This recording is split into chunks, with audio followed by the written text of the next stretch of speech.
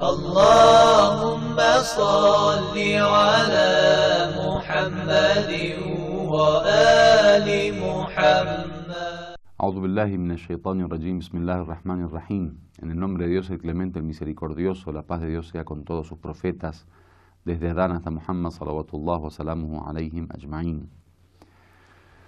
Luego que el profeta salió de su casa y se quedó un tiempo, digamos unos días en esta gruta de la montaña de Thawr, ahí ya después parte hacia Medina, pasando por una zona llamada Quba o Qaba, en donde se queda esperando unos días, ya que había ordenado al imam Ali que por un lado traiga a algunos de sus familiares, la famosa caravana del Fawatim, las Fátimas, porque estaban algunas de las, digamos, de las allegadas, digamos, al profeta, que se llamaban Fátima, como la hija Fátima alayhi salam. Entonces el profeta había dado la orden que el imam Ali las traiga, y por otro lado también había dado la orden de devolver todos aquellos depósitos que habían dejado en manos del profeta, que eran de terceros y que debían ser devueltos.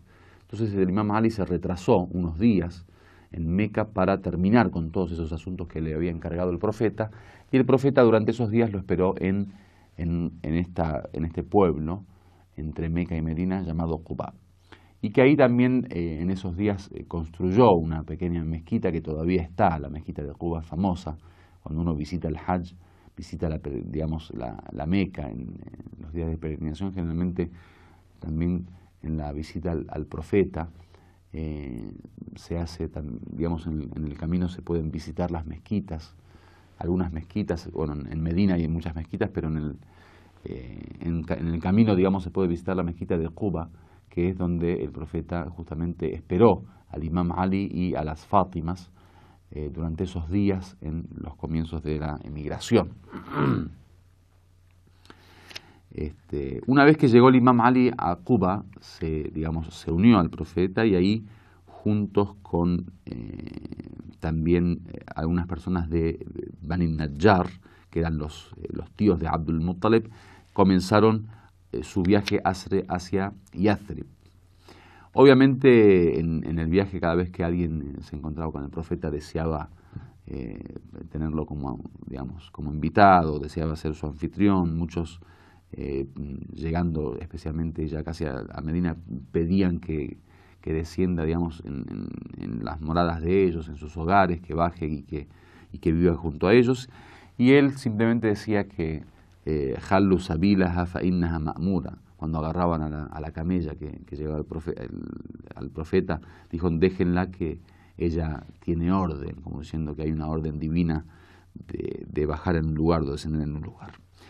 Una vez que llegó a un lugar cercano a la casa de Abu Ayyub al-Ansari, que fue después uno de los compañeros del profeta, ahí el camello decidió bajar al profeta, hacer descender al profeta, y ahí es donde se construyó la mezquita, lo que hoy actualmente conocemos como al-Masjid al-Nabawi, la mezquita profética, que fue, digamos, lo primero que hizo el profeta.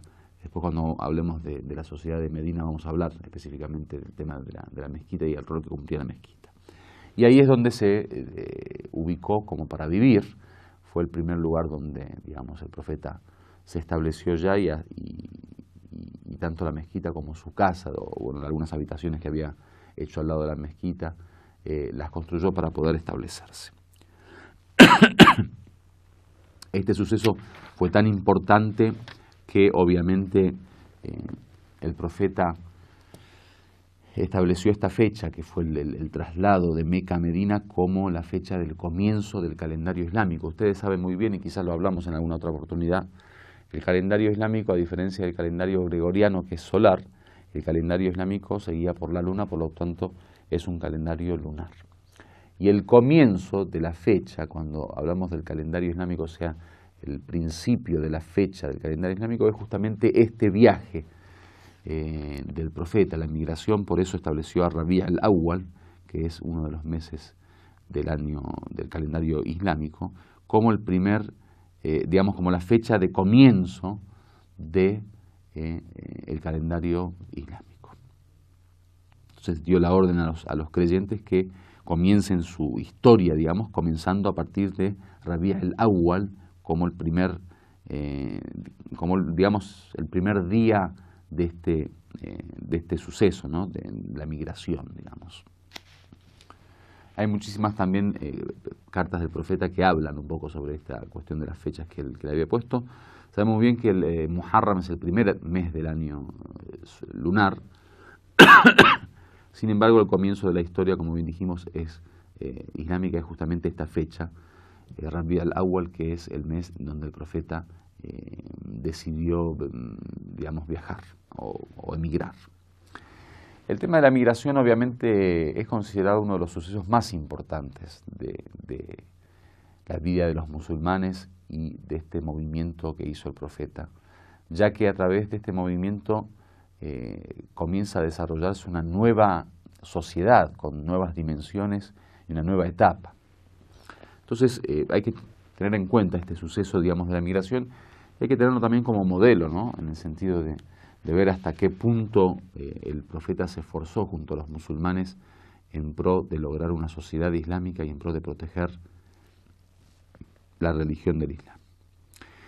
En cuanto a los motivos de la emigración y del viaje, muchas veces uno cuando lee, digamos, de una manera simple la historia, cree que eran nada más por una cuestión de seguridad, como que el profeta, digamos, se encontraba en peligro en Meca, entonces debía emigrar para mantenerse seguro. Pero no solo es eso, digamos, uno de los puntos fundamentales del movimiento del profeta de los musulmanes, sino que existen muchos otros, dentro de los cuales se encuentra, por ejemplo, el mismo tema de la islamización y de la invitación al Islam. O sea, el profeta dejó Meca después de 13 años, después de haber visto que ya no había campo para seguir islamizando a la gente o para seguir invitándolos hacia el Islam. Es decir, que un poco el proyecto del profeta era el fortalecimiento del Islam y los musulmanes y el crecimiento del Islam, por lo menos a nivel humano, digamos, en cantidades de seres. Entonces, cuando ya Meca no dio más lugar para ello, es que el profeta decidió emigrar, porque antes también tenía problemas de seguridad y también le tocó, de alguna manera, soportar la presión de los quraishíes. Sin embargo, el profeta eso lo aguantó sin ningún tipo de problema porque todavía tenía una misión de invitar a la gente y todavía la gente aceptaba. Pero ya después de este tiempo es como que la gran mayoría de las personas que tenían posibilidad de poder aceptar el Islam lo habían hecho y los que habían quedado ya eran o enemigos o trabajaban para los enemigos. El segundo punto tiene que ver con la lejanía geográfica de Medina y el hecho de que también era un camino comercial, porque las caravanas que salían de Meca hacia Siria pasaban por Medina. Por lo tanto, en esto de los viajes al Sham, digamos, el Sham, que era la Siria antigua, todas estas caravanas pasaban por ahí. Entonces eso le daba al profeta cierto poder para poder de alguna manera manipular a esta, o sea, manipular en el buen sentido, digamos, poder tener la posibilidad de presionar también a los enemigos de Quraysh a través de interceptar, por ejemplo, estas caravanas que tenían que pasar sí o sí por ahí. Y el tema de, digamos, de la lejanía geográfica también por una cuestión de estar mucho más seguros, y en todo caso, en caso de que el enemigo quiera tratar o intentar hacer algo al profeta, tengan tiempo de poder reaccionar, digamos, les da un tiempo de maniobra mayor. Lo último tiene que ver con digamos, lo estratégico que era Medina en varios sentidos. En un sentido tenía que ver con el orden social. En Medina estaban las tribus del Aus y Hazraj, estaban también los judíos, estaban los judaizados de entre las tribus de Medina, y eran varios grupos sociales que el profeta de alguna manera podía ahí practicar su arte de unión entre las sociedades, digamos, entre las distintas comunidades de la sociedad, y esto de dirigir y comandar estos grupos de tal modo de poder llevarlos hacia un objetivo en común. Lo otro, el tema económico, y era que Medina era un lugar, digamos, de riqueza, un lugar de recursos económicos, como que, digamos, hoy en día es una ciudad, digamos, donde había comercio, donde había movimiento, donde había recursos naturales, de tal modo que el profeta podía hacerse de ello también como para poder tener un fortalecimiento económico para su comunidad. Estos son algunos de los motivos de la emigración del profeta. Walhamdulillahi Rabbil Alamin.